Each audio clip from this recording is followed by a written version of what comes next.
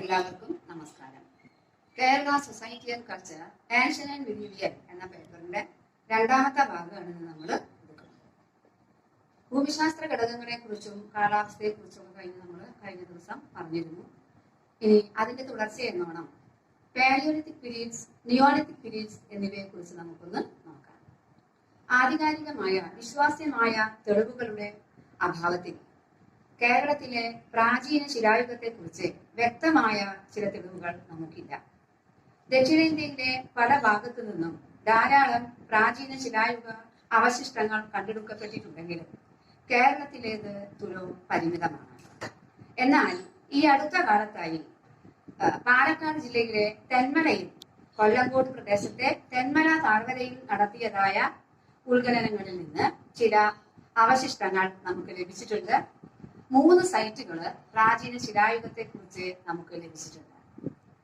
കൂടാതെ പാറയിൽ കോറി വരയ്ക്കപ്പെട്ട ചില കൊത്തുപണികൾ നമുക്ക് ആർക്കിയോളജിക്കൽ റിസർച്ച് ബ്യൂറോ റിപ്പോർട്ട് ചെയ്തിട്ടുണ്ട്.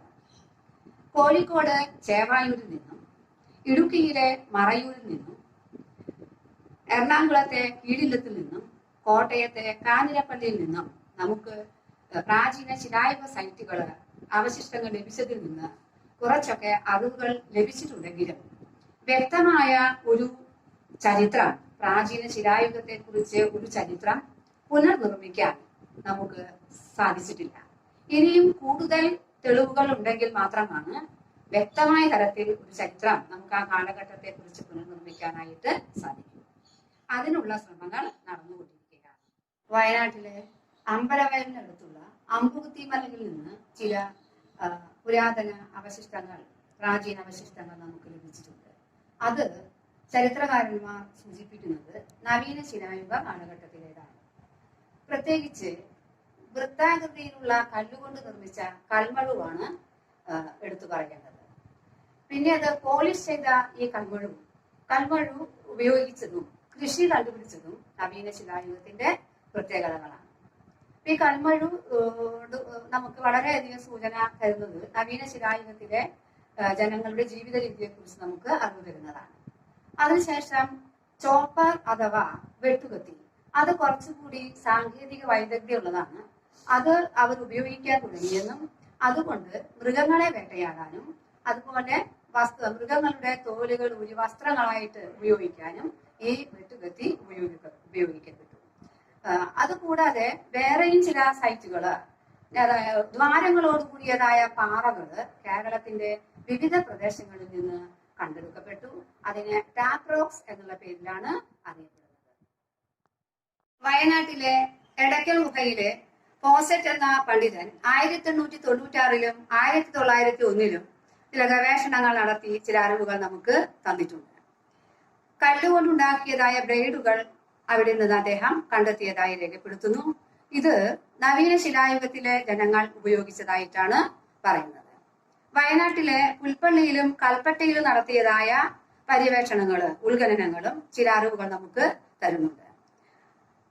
അതുപോലെ തൊവരിമലയിൽ നിന്ന് കണ്ടെത്തിയതായ അവശിഷ്ടങ്ങളും നവീന ശിലായുഗത്തിലെ ജനങ്ങളുടെ ജീവിത രീതിയെ കുറിച്ച് നമുക്ക് ചില അറിവുകൾ പങ്കുവെക്കുന്നവയാണ്.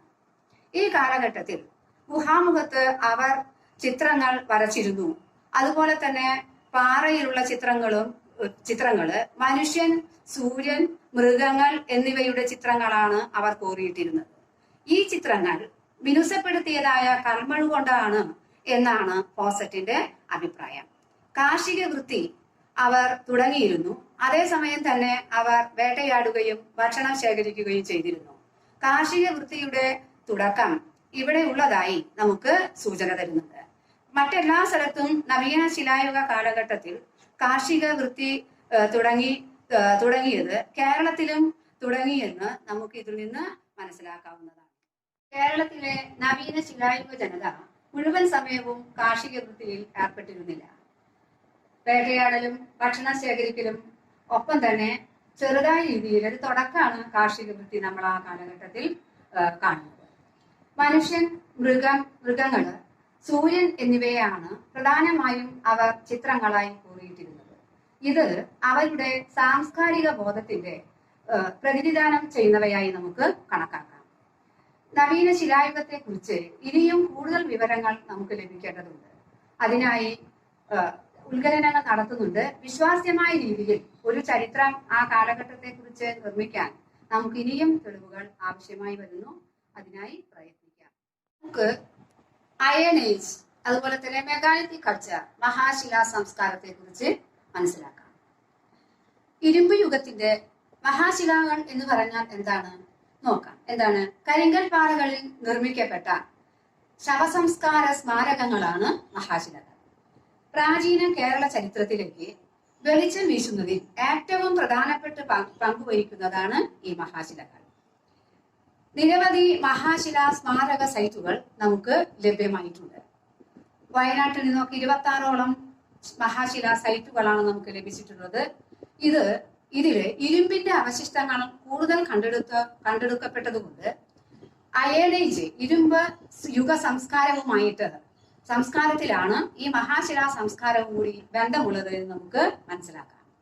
ദക്ഷിണേന്ത്യയുടെ പല ഭാഗങ്ങളിൽ നിന്നും മഹാശിലാ സംസ്കാരത്തിനോട് ബന്ധപ്പെട്ട അവശിഷ്ടങ്ങൾ ധാരാളമായി കണ്ടെത്തിയതുകൊണ്ട് കേരളത്തിന്റെ മഹാശിലാ സംസ്കാരം ദക്ഷിണേന്ത്യൻ മഹാശിലാ സംസ്കാരത്തിന്റെ ഭാഗമായി അറിയപ്പെടുന്നു.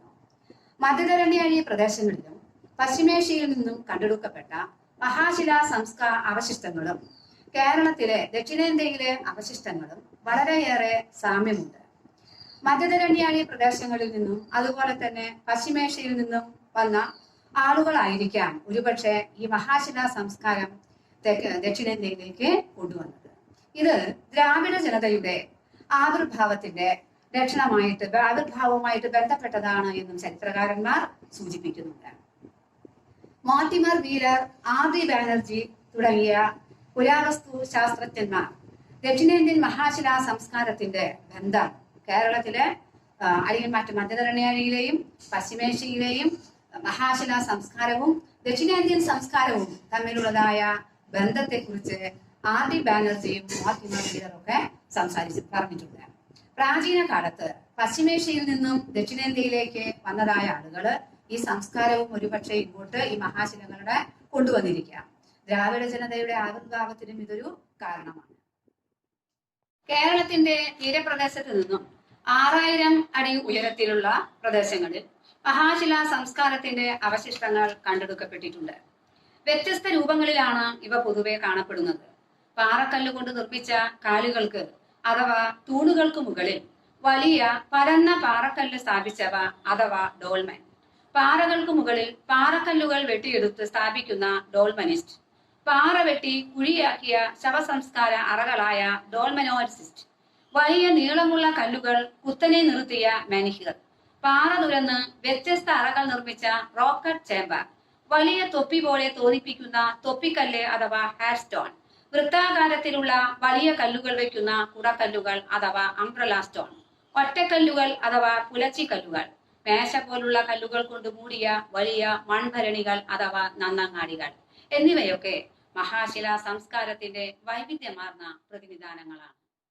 വെട്ടിയൊരുക്കിയ അറകളോട് കൂടിയ ശവക്കല്ലറകളാണ് കേരളത്തിന്റെ പ്രത്യേകത. ഈ ശവക്കല്ലറകളിലേക്ക് ഇറങ്ങിച്ചെല്ലാവുന്ന രീതിയിലുള്ള പടികളും ഒപ്പം തന്നെ ദ്വാരങ്ങളോട് കൂടിയ പാറകളുടെ പ്രത്യേകത ഒന്ന് വേറെ തന്നെയാണ്. ചെറിയ പ്രവേശന ദ്വാരങ്ങളാണ് ഏറ്റവും വലിയ പ്രത്യേകത. അറയ്ക്കുള്ളിൽ 1-2 ബെഞ്ചുകൾ ഉള്ളതായി, പാറകളെ കൊണ്ടുള്ള ബെഞ്ചുകൾ ഉള്ളതായി കാണാനായിട്ട് സാധിച്ചിട്ടുണ്ട്. വിശ്രമിക്കാനോ മറ്റോ ഉള്ളതായ രീതിയിലായിരിക്കാം. മധ്യ കേരളത്തിന്റെ സവിശേഷതകളാണ് തൊപ്പിക്കല്ലും കുടക്കല്ലും. കത്തികൾ, അസ്ഥിമുനകൾ, വാളുകൾ, കുന്തങ്ങൾ, കടാരകൾ, മൺവെട്ടികൾ, ഗ്ലാസ് തുടങ്ങിയവ കേരളത്തിലെ മഹാശിലാ ശവക്കല്ലറകളിൽ നിന്ന് ലഭിച്ചിട്ടുണ്ട്. അടുത്ത കാലത്ത് വയനാട്ടിലെ കുപ്പക്കൊല്ലിയിൽ നിന്ന് കൊഴുമുനകൾ കണ്ടെത്തിയത് കാർഷിക വൃത്തിയെ സൂചിപ്പിക്കുന്നവയാണ്. വെള്ളി, വെങ്കലം, സ്വർണം, ചെമ്പ് തുടങ്ങിയവ കൊണ്ടുള്ള ധാരാളം വസ്തുക്കളുടെ അവശിഷ്ടങ്ങൾ നമുക്ക് ലഭിച്ചിട്ടുണ്ട്. കൊല്ലങ്കോട്ടെ മഹാശില സൈറ്റിൽ നിന്ന്, തെന്മലയിലെ സൈറ്റിൽ നിന്ന് 26 മഹാശില സൈറ്റുകളാണ് നമുക്ക് ലഭിച്ചിട്ടുള്ളത്. 2500 വർഷങ്ങളോളം പഴക്കമുള്ള ഒരു ചരിത്രാതീത കാലഘട്ടത്തിലെ സെമിത്തേരി മലപ്പുറം ജില്ലയിലെ ആനക്കര പഞ്ചായത്തിലെ വളയനാട് ഗ്രാമത്തിൽ നിന്ന് കണ്ടെത്തിയിട്ടുണ്ട്. അവിടെ ആ സെമിത്തേരിയിലെ വളരെ പ്രത്യേകത അർഹിക്കുന്ന പലതും നമുക്ക് മനസ്സിലാക്കാൻ സാധിച്ചിട്ടുണ്ട്. മരം കൊണ്ട് നിർമ്മിച്ച ചില രൂപങ്ങള്, അതുപോലെ ഗോളശാസ്ത്രത്തെ കുറിച്ചുള്ളതായ അറിവ്, അവരുടെ മതാചാരങ്ങളും അവരുടെ ശാസ്ത്രീയമായ അറിവുകളെയും സൂചിപ്പിക്കുന്ന പല സൂചനകളും നമുക്ക് ഈ സെമിത്തേരിയിൽ നിന്ന് ലഭിച്ചിട്ടുണ്ട്. പൊന്നാനി പുഴയ്ക്ക് അഭിമുഖമായി ഉള്ള കുന്നുകളിൽ ചിലരിൽ നിന്ന് ഈ ശവസംസ്കാര കല്ലറകൾ നമുക്ക് ലഭിച്ചിട്ടുണ്ട്. പ്രാദേശിക ഗ്രാമനാമമായ വളയനാടിന്റെ സാഹിത്യപരമായ അർത്ഥം തന്നെ ശവസംസ്കാര സ്ഥലം എന്നാണ്. കുന്നിൻ മുകളിലെ വിശാലമായ ചെങ്കൽപ്പാറ പ്രദേശത്താണ് ഈ വളയനാട് ഗ്രാമം, ഈ സൈറ്റ് സ്ഥിതി ചെയ്യുന്നത്. പടിഞ്ഞാറും കിഴക്കൊക്കെ വൃത്താകൃതിയിലുള്ള വലിയ ശിലാനിർമ്മിതികളും ചില അറകളൊക്കെ കാണപ്പെടുന്നുണ്ട്. പിന്നെ കർണാടകത്തിലും ഗുജറാത്തിലൊക്കെ മാത്രം കാണപ്പെടുന്ന വിലപിടിപ്പുള്ള മണികള്, മുത്തുകള്, ഇതൊക്കെ ഈ ശവക്കല്ലറകളിൽ നിന്ന് കണ്ടെത്തിയത് കൊണ്ട് ആ നാടുകളുമായിട്ട് ഇവിടെയുള്ള ആളുകൾക്ക് ബന്ധമുണ്ടായിരുന്നു എന്ന് നമുക്ക് മനസ്സിലാക്കാം. വയനാടൻ പ്രദേശങ്ങളിൽ നിന്നും ലഭിച്ച കൊഴുമുന, ആ ഭാഗത്ത് കാർഷിക വൃത്തി ഉള്ള ആളുകൾ ഉണ്ടായിരുന്നു. പരക്കെ വ്യാപകമല്ലെങ്കിലും ചില പ്രദേശങ്ങളിൽ ജനങ്ങൾ കാർഷിക വൃത്തിയിൽ ഏർപ്പെട്ടിരുന്നു എന്ന് മനസ്സിലാക്കാവുന്നതാണ്. കൃഷിരീതികൾ വളരെ പ്രാകൃതമായിരുന്നു. ചെറിയ തോതിൽ കാർഷിക വൃത്തി ആരംഭിച്ചതായും സൂചിപ്പിക്കുന്നു. ഇരുമ്പായുധങ്ങൾ കണ്ടെത്തിയതിൽ നിന്ന് നമ്മൾ മനസ്സിലാക്കേണ്ടത് ഗോത്ര സംഘർഷങ്ങൾ നിലനിന്നിരിക്കാം എന്നുള്ളതാണ്. മഹാശിലാ സൈറ്റുകളിൽ കാണപ്പെടുന്ന ഗ്ലാസ് കൈമാറ്റ വ്യവസ്ഥിതിയെ സൂചിപ്പിക്കുന്നവയാണ് എന്നാണ് ചരിത്രകാരന്മാരുടെ നിഗമനം. ശവക്കല്ലറകളിൽ ചില വലിപ്പ വ്യത്യാസവും വില കൂടിയ വസ്തുക്കളും ചില ശവക്കല്ലറകളിൽ ഉണ്ടായിരുന്നു. അത് ഉച്ചനീചിത്വങ്ങളെ സൂചിപ്പിക്കുന്നവയാണ് എന്ന് മനസ്സിലാക്കാം. മഹാശിലാ സംസ്കാരത്തിന്റെ അവസാന ഘട്ടത്തിലാണ് ഇടയ ജനത കാർഷിക വൃത്തിയിലേക്ക് തിരിഞ്ഞത് എന്നും നമുക്ക് ചരിത്രകാരന്മാർക്ക് നിഗമനമുണ്ട്.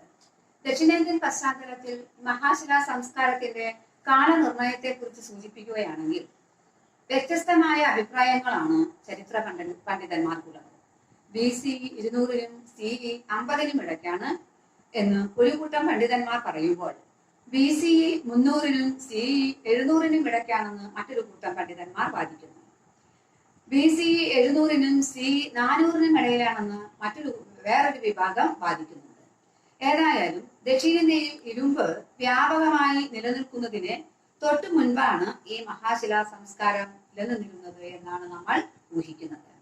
കേരളത്തിൽ ഇരുമ്പിന്റെ ഉപയോഗം ആരംഭിക്കുന്നത്, വ്യാപകമാകുന്നത് BC 5-ാം നൂറ്റാണ്ടിലാണ്.